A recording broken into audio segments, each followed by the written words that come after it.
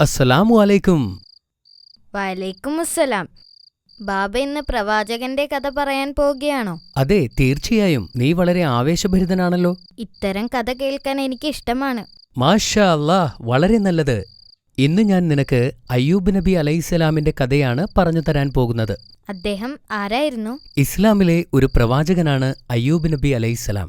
അദ്ദേഹത്തിന്റെ പേര് ഖുർആനിൽ പ്രതിപാദിച്ചിട്ടുണ്ട്. കൂടാതെ ഖുർആനിൽ അദ്ദേഹത്തെക്കുറിച്ച് വിവരിക്കുന്നത് അള്ളാഹുവിന്റെ നീതിമാനായ ദാസൻ എന്നാണ്. അദ്ദേഹം വളരെക്കാലം അള്ളാഹുവിന്റെ പരീക്ഷണത്തിന് വിധേയനായിട്ടുണ്ട്. ബിസ്മില്ലാഹിർ റഹ്മാനിർ റഹീം.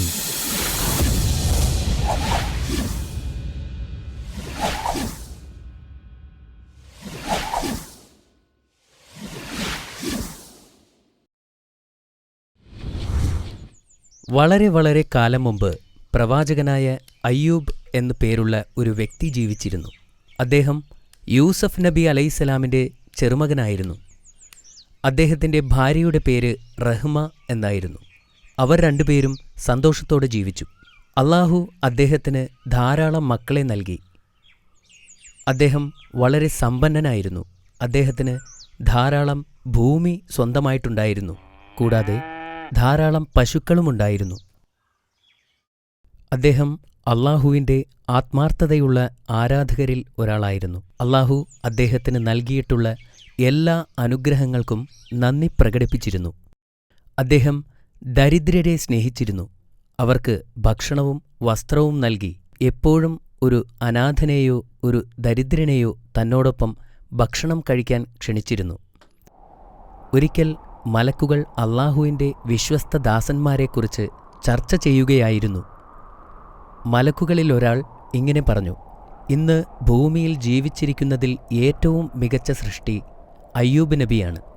അദ്ദേഹം മാന്യനായ ഒരു വ്യക്തിയാണ്. അദ്ദേഹം എപ്പോഴും അള്ളാഹുവിനെ ഓർക്കുന്നു. അള്ളാഹുവിന്റെ അടിമകൾക്ക് ഏറ്റവും നല്ല മാതൃകയാണ് അദ്ദേഹം. മറ്റൊരു മലക്ക് പറഞ്ഞു: അള്ളാഹു ദീർഘായുസ്സും സമൃദ്ധിയും നൽകി അദ്ദേഹത്തെ അനുഗ്രഹിച്ചിരിക്കുന്നു. ദരിദ്രനെയും പാവപ്പെട്ടവനെയും അദ്ദേഹം സഹായിക്കുന്നു. അദ്ദേഹം അടിമകളെ വാങ്ങുകയും അവരെ സ്വതന്ത്രരാക്കുകയും ചെയ്യുന്നു. വളരെ ഉദാരമനസ്കനാണ്. മറ്റൊരു മലക്ക് കൂട്ടിച്ചേർത്തു. ശൈത്താൻ അവരുടെ സംഭാഷണം കേട്ടു. അവൻ വളരെ അസ്വസ്ഥനായി. പ്രവാചകനെ സമീപിച്ച് അള്ളാഹുവിനെതിരായി പ്രലോഭിപ്പിക്കാൻ അവൻ തീരുമാനിച്ചു. ആദ്യം അവൻ ജീവിതത്തിലെ നല്ല കാര്യങ്ങളെക്കുറിച്ച് മന്ത്രിച്ചുകൊണ്ട് അയ്യൂബ് നബിയെ പ്രാർത്ഥനകളിൽ നിന്നും അകറ്റാൻ ശ്രമിച്ചു. എന്നാൽ അയ്യൂബ് നബി സത്യവിശ്വാസിയായിരുന്നു. അദ്ദേഹത്തെ പിന്തിരിപ്പിക്കാൻ കഴിയില്ലെന്ന് അവന് മനസ്സിലായി. അവന്റെ ശ്രമം പരാജയപ്പെട്ടപ്പോൾ ശൈത്താൻ ശരിക്കും രോഷാകുലനായി. അയ്യൂബ് നബിയെക്കുറിച്ച് പിശാച് അള്ളാഹുവിനോട് പരാതി പറഞ്ഞു. പ്രവാചകൻ അള്ളാഹുവിനോട് പ്രാർത്ഥിക്കുന്നുണ്ടെങ്കിലും അദ്ദേഹം ആത്മാർത്ഥതയുള്ള വ്യക്തി ആയിരുന്നില്ലെന്ന് അവൻ പറഞ്ഞു. പ്രവാചകൻ അള്ളാഹുവിനെ തൃപ്തിപ്പെടുത്താൻ ശ്രമിക്കുകയാണ്. അതിനാൽ അള്ളാഹു അദ്ദേഹത്തിന്റെ ധനം അദ്ദേഹത്തിൽ നിന്നും എടുത്തു മാറ്റുകയില്ലെന്നും ശൈത്താൻ പറഞ്ഞു. നീ അവന്റെ സമ്പത്ത് നീക്കിക്കളയുന്നുവെങ്കിൽ അവൻ നിന്റെ നാമത്തെ ഒരിക്കലും ഉരുവിടുകയില്ല. അവൻ നിന്നോട് പ്രാർത്ഥിക്കുന്നതുപോലും നിർത്തും. എന്നാൽ അള്ളാഹു ശൈത്താനോട് പറഞ്ഞു: അയ്യൂബ് അള്ളാഹുവിന്റെ ഏറ്റവും ആത്മാർത്ഥതയുള്ള ഭക്തന്മാരിൽ ഒരാളാണ്. അള്ളാഹുവിങ്കിൽ നിന്നുള്ള അനുഗ്രഹം ലഭിച്ചതിനാലാണ് അവൻ നിന്നെ അനുസരിക്കാത്തത്. പ്രവാചകന്റെ ആത്മാർത്ഥതയുടെ ആഴം ശൈത്താന് കാണിച്ചു കൊടുക്കാൻ അള്ളാഹു ആഗ്രഹിച്ചു. അതിനാൽ അയ്യൂബ് നബിയുടെ സ്വത്തിൽ അവൻ ഉദ്ദേശിച്ചതൊക്കെ ചെയ്യാൻ പിശാചിനെ അള്ളാഹു അനുവദിച്ചു. ശൈത്താൻ ഇപ്പോൾ വളരെ സന്തോഷവാനായി. അവൻ തന്റെ സഹായികളെയെല്ലാം കൂട്ടിച്ചേർക്കുകയും പ്രവാചകന്റെ ഉടമസ്ഥതയിലുള്ളതെല്ലാം തകർക്കാനും തുടങ്ങി. അവൻ അദ്ദേഹത്തിന്റെ കൃഷിസ്ഥലങ്ങൾ, കന്നുകാലികൾ എന്നിവയെല്ലാം കത്തിച്ചു കളഞ്ഞു. അദ്ദേഹത്തിന്റെ വീടിനെപ്പോലും വെറുതെ വിട്ടില്ല. പിന്നെ അവൻ അദ്ദേഹത്തിന്റെ എല്ലാ ദാസന്മാരെയും നശിപ്പിച്ചു. അയ്യൂബ് നബി ഇപ്പോൾ എല്ലാം നഷ്ടപ്പെട്ടവനായി മാറി. ആ സമയത്താണ് ശൈത്താൻ ഒരു വൃദ്ധന്റെ വേഷത്തിൽ പ്രവാചകനെ സമീപിച്ചത്. താങ്കളുടെ സമ്പത്തെല്ലാം നഷ്ടപ്പെട്ടു, അയാൾ പ്രവാചകനോട് പറഞ്ഞു. ഇതിനു കാരണം ചിലർ പറയുന്നത് താങ്കൾ മറ്റുള്ളവർക്ക് ധാരാളം ദാനധർമ്മങ്ങൾ ചെയ്തതുകൊണ്ടാണെന്നാണ്. മറ്റു ചിലർ പറയുന്നത് താങ്കൾ പ്രാർത്ഥനയ്ക്ക് വേണ്ടി ധാരാളം സമയം പാഴാക്കിയതുകൊണ്ടാണെന്ന്. താങ്കൾക്കുണ്ടായ നാശത്തെ തടയാൻ അള്ളാഹുവിന് കഴിവുണ്ടായിരുന്നെങ്കിൽ അള്ളാഹു താങ്കളെ രക്ഷിക്കുമായിരുന്നു. എന്നാൽ പ്രവാചകന് അള്ളാഹുവിലുള്ള വിശ്വാസത്തിന് അല്പം പോലും കോട്ടം തട്ടിയിരുന്നില്ല.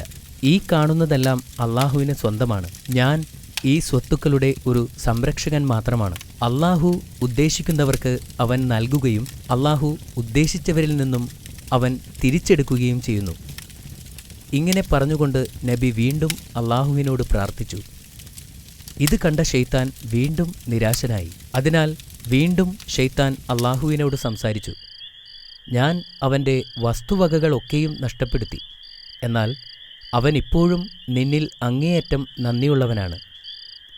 അവൻ അള്ളാഹുവിനോട് പറഞ്ഞു, മാതാപിതാക്കളുടെ യഥാർത്ഥ പരീക്ഷണം അവൻ്റെ മക്കളിലൂടെയാണ്. അയ്യൂബിന് തൻ്റെ മക്കളെ നഷ്ടപ്പെടുമ്പോൾ അവൻ നിന്നെ തള്ളിപ്പറയുന്നത് കാണാം. അവൻ ആവശ്യപ്പെട്ട കാര്യം ചെയ്യാൻ പിശാചിന് അള്ളാഹു അധികാരം നൽകി. എന്തൊക്കെ ആസൂത്രണങ്ങൾ നടത്തിയാലും പ്രവാചകന്റെ വിശ്വാസവും ക്ഷമയും ഇല്ലാതാക്കാൻ കഴിയില്ലെന്ന് അള്ളാഹു അവന് മുന്നറിയിപ്പ് നൽകുകയും ചെയ്തു. ശൈത്താൻ വീണ്ടും തൻ്റെ സഹായികളെ വിളിച്ചുകൂട്ടി പ്രവാചകന്റെ മക്കളെ നശിപ്പിക്കാൻ ഇറങ്ങിപ്പുറപ്പെട്ടു. അവൻ പ്രവാചകന്റെ മക്കൾ താമസിച്ചിരുന്ന വീട് നശിപ്പിച്ചു. അവരെ എല്ലാവരെയും കൊന്നുകളഞ്ഞു. ശൈത്താൻ വീണ്ടും ഒരു പുരുഷനായി വേഷം മാറി പ്രവാചകന്റെ അടുത്തേക്ക് ചെന്നു.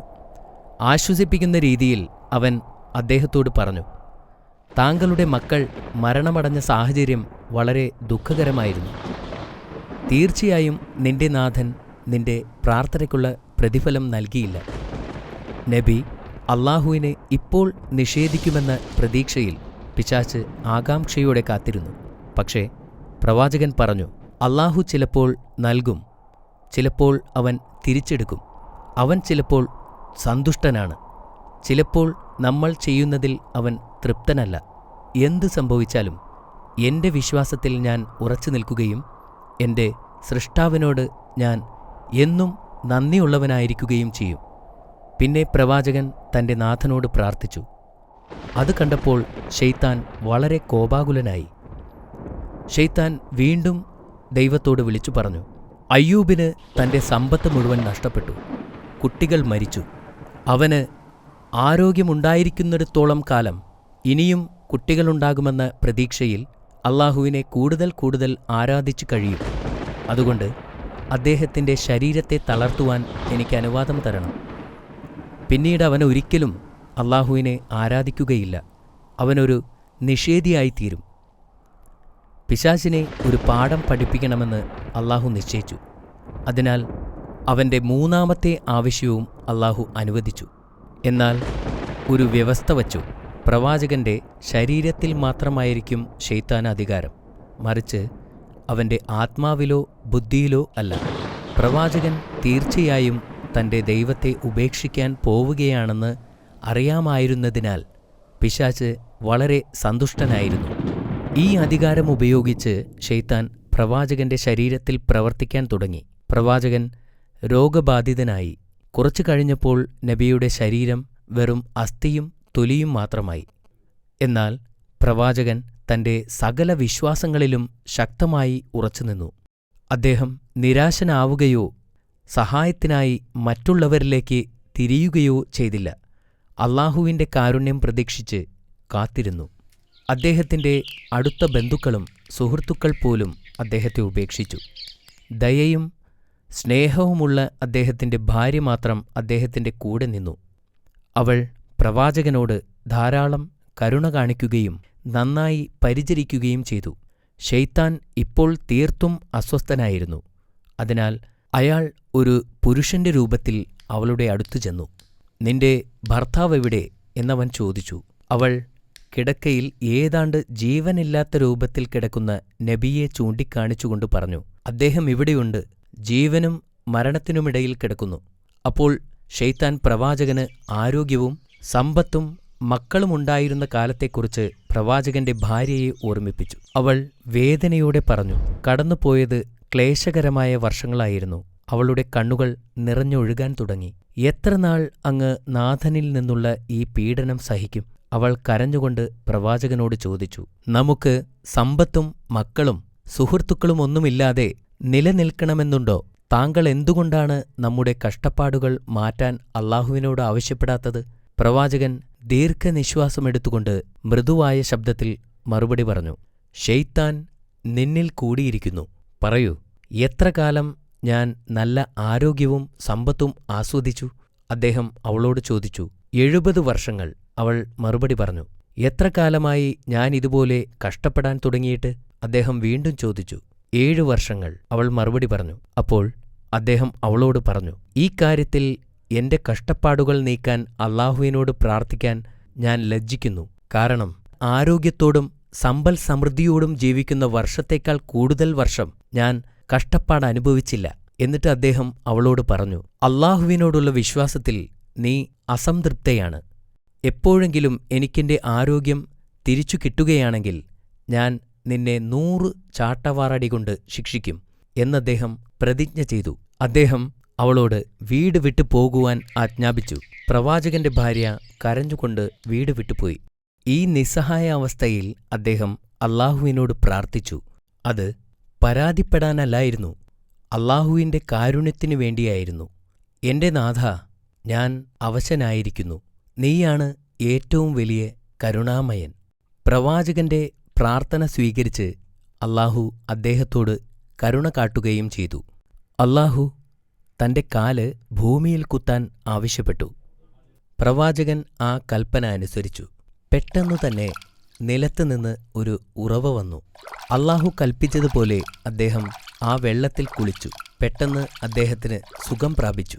അതേസമയം തന്റെ വിശ്വസ്തയായ ഭാര്യയ്ക്ക് ഭർത്താവിനെ പിരിഞ്ഞ് അധിക ദൂരം പോകാൻ കഴിഞ്ഞിരുന്നില്ല. അദ്ദേഹത്തെ സേവിക്കാൻ ആഗ്രഹിച്ച് അവൾ വീട്ടിലേക്ക് മടങ്ങിവന്നു. വീടിനകത്ത് കടന്നപ്പോൾ പെട്ടെന്നുള്ള മാറ്റം കണ്ട് അവൾ അതിശയിച്ചു. പ്രവാചകൻ വീണ്ടും ആരോഗ്യവാനായിരിക്കുന്നു. അവൾ അദ്ദേഹത്തെ കെട്ടിപ്പിടിക്കുകയും അല്ലാഹുവിനോട് നന്ദി പറയുകയും ചെയ്തു. പ്രവാചകൻ ദേഷ്യത്തിലായിരുന്നപ്പോൾ എടുത്ത ശപഥത്തെക്കുറിച്ചോർത്ത് അദ്ദേഹം ഇപ്പോൾ ദുഃഖിക്കുന്നു. ആരോഗ്യം തിരിച്ചു കിട്ടുകയാണെങ്കിൽ ഭാര്യയ്ക്ക് 100 അടി നൽകുമെന്ന് അല്ലാഹുവിനോട് സത്യം ചെയ്തിരുന്നു. അവളെ വേദനിപ്പിക്കാൻ അദ്ദേഹത്തിനാകുമായിരുന്നില്ല. എന്നാൽ അല്ലാഹുവിനോടുള്ള വാക്കു തെറ്റിക്കാനും അദ്ദേഹത്തിന് കഴിയില്ലായിരുന്നു. അല്ലാഹു തന്റെ വിശ്വസ്തനായ ദാസന്റെ ധർമ്മസങ്കടം പരിഹരിക്കാനായി വന്നു. അല്ലാഹു അദ്ദേഹത്തോട് കനം കുറഞ്ഞ പുല്ലിന്റെ ഒരു കെട്ടുണ്ടാക്കുവാനും അതുവച്ച് ഭാര്യയെ പതുക്കെ അടിക്കുവാനും ആവശ്യപ്പെട്ടു. അല്ലാഹു പ്രവാചകന് അദ്ദേഹത്തിന്റെ സമ്പത്തുകളെല്ലാം തിരിച്ചുകൊടുത്തു. അദ്ദേഹത്തിന്റെ മക്കളെ മരണത്തിൽ നിന്നും ഉയർത്തെഴുന്നേൽപ്പിച്ചു. അദ്ദേഹം 93 വയസ്സുവരെ ജീവിച്ചിരുന്നു എന്നാണ് പറയപ്പെടുന്നത്.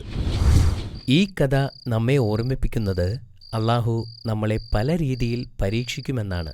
അതുകൊണ്ട് നമ്മുടെ വിശ്വാസത്തിൽ നാം ശക്തരായി നിലകൊള്ളണം. നിരന്തരം അവനെ ആരാധിക്കുകയും ചെയ്യണം.